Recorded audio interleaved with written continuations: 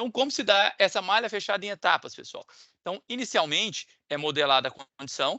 Esse aqui é um exemplozinho. Nós temos uma condição como se fosse uma condição de operação e, até certo ponto, uma condição de falta. Então, ali a nossa corrente ela aumentou. Então, simula-se isso. Eu quero que aconteça uma falta nesse exato momento, esse tipo de falta, nessa exata condição. Uma vez simulado, ele é injetado no dispositivo sob teste, no caso aqueles IADs 1 e 2, é injetada aquela forma de onda que foi simulada. Uma vez injetada aquela forma de onda simulada, nós temos o quê? O retorno, a resposta do IAD. O IAD deu, por exemplo, aqui uma abertura aqui, um comando de trip, depois de 2 ciclos, por exemplo, que aconteceu a falta, e com essa condição, nós temos uma ressimulação levando em conta essa atuação.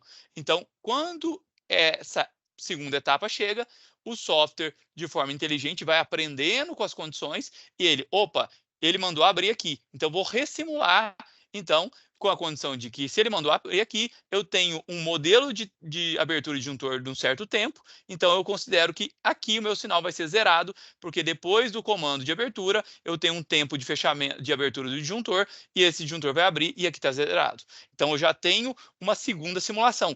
Essa segunda simulação, essa próxima etapa, ela é injetada novamente. Então, eu tenho aqui a condição de pré-falta, a condição de falta que foi escolhida, qual condição, o tipo de falta, resistência de falta, ângulo de falta, e etc. E nós temos agora uma nova resposta do IED. Então, o IED mandou abrir o disjuntor aqui, e aqui, como a corrente foi cessada, aqui ele caiu e deu um dropout, um drop-off da condição de trip. Então, com essa condição, nós temos uma comparação se a repetibilidade do IED está correta ou não, para a confirmação daquilo, e nós temos, então, a última interação, como sendo essa última etapa a mesma condição que é feita o simulador em tempo real.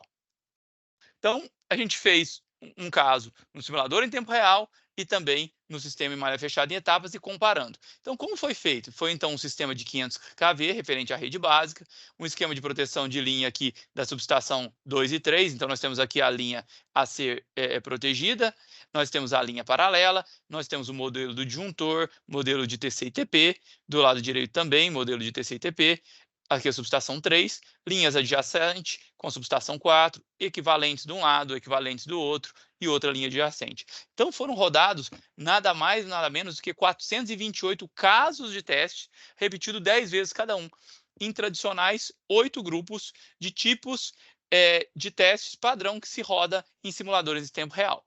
Então, o primeiro grupo de testes foram 200 casos com faltas internas, com e sem resistência, variando o ângulo de 0 a 90 graus, religamento com e sem sucesso, variando o tipo de falta, o ângulo de incidência de falta. Então, na principal, fazendo 200 testes aqui e verificando o comportamento nos dois sistemas. Então, temos a mesma proteção sendo testada em tempo real e essa mesma proteção sendo testada em malha fechada por etapas. Depois, no segundo grupo, são 8 tipos, que são faltas aqui internas na linha, variando a resistência de falta. Então, o que a gente quer saber? A sensibilidade da nossa proteção. Então, foi aumentando a resistência de falta, 25, 50, 75, 100, até chegarmos em 200 ohms, e verificar ali até que ponto essa nossa proteção, que no caso era uma proteção de distância, 21 aqui, estaria apta a pegar e qual seria o tempo para a sua atuação. Depois, 180 casos para faltas externas, com e sem resistência. Então, o nosso objetivo era a linha principal. Fazendo falta em linhas externas, a gente espera que não aconteceria nenhuma atuação indevida.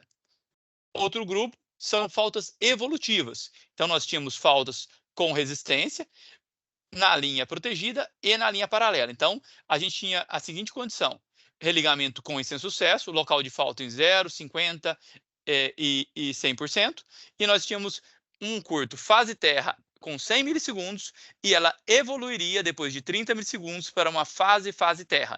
Então, entraria mais uma fase nessa falta. Então, a falta começaria como fase terra, e depois de 30 milissegundos evoluiria para fase terra. Também foram feitos 12 desses casos. Depois nós tivemos o switch on to fault. Então, o religamento sob falta. Então, uma vez você tinha lá o switch on to fault, tanto de um lado quanto do outro, terminal da subestação 3 aberto, com e sem resistência, terminal da subestação 2 aberto, com e sem resistência, e o fechamento sob falta, variando o ângulo também. Então, 16 casos. Depois, falta sem comunicação. Então, nós tínhamos aqui teleproteção, nós abrimos a comunicação entre os dois IEDs e verificamos como estava as atuações e tempos de atuações caso a comunicação da teleproteção não funcionasse. Mais 4 casos. Também variando a frequência do sistema, então testes com 57 Hz e 72 Hz, variando 4 casos ali com 0,90 graus a 50% da linha, verificando o comportamento nesses casos. E também a famosa falta cross-country, né? Que a falta inicia numa linha paralela e após iniciar numa linha paralela, essa falta passa para a linha principal. Então, verificando que inicialmente ela não deve atuar, mas depois a proteção deve atuar, assim como acontecer essa mudança na falta cross-country.